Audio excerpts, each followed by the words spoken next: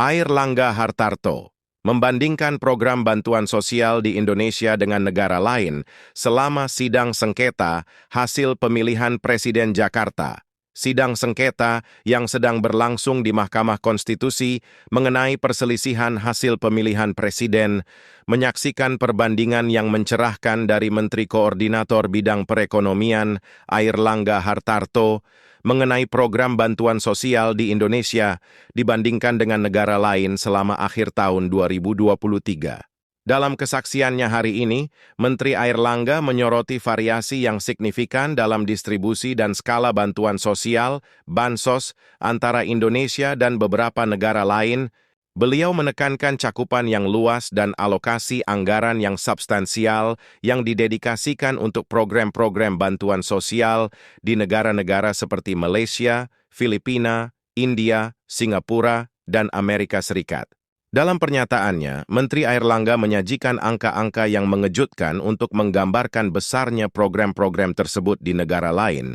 Sebagai contoh, beliau menyebutkan pemberian bantuan oleh Malaysia kepada 8,7 juta keluarga, yang totalnya mencapai 25,4% dari populasi, dengan anggaran yang setara dengan 25 triliun dari Januari hingga September 2023, diperpanjang hingga September 2024.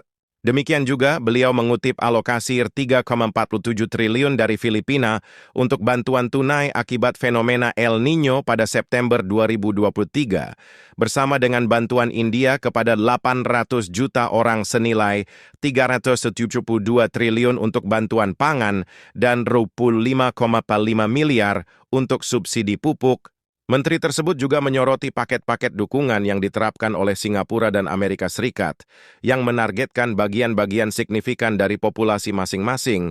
Bantuan Singapura diperluas kepada hampir separuh dari 2,5 juta penduduknya mulai September 2024. Sementara Amerika Serikat memberikan bantuan dalam bentuk food stamp kepada 41 juta orang, disertai dengan bantuan inflasi dan perlindungan terhadap dampak perubahan iklim ekstrim, yang totalnya mencapai 835 triliun.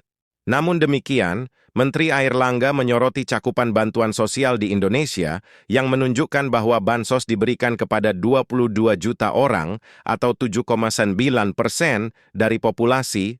Beliau menekankan bahwa angka ini jauh lebih rendah dibandingkan upaya negara lain, dengan Malaysia mencapai 25%, Singapura 41%, India 55,6%, dan Amerika Serikat 12,1%. Perbandingan Menteri Airlangga tersebut menjadi evaluasi kritis terhadap kebijakan kesejahteraan sosial Indonesia, mendorong refleksi tentang kecukupan dan inklusivitas sistem bansos saat ini.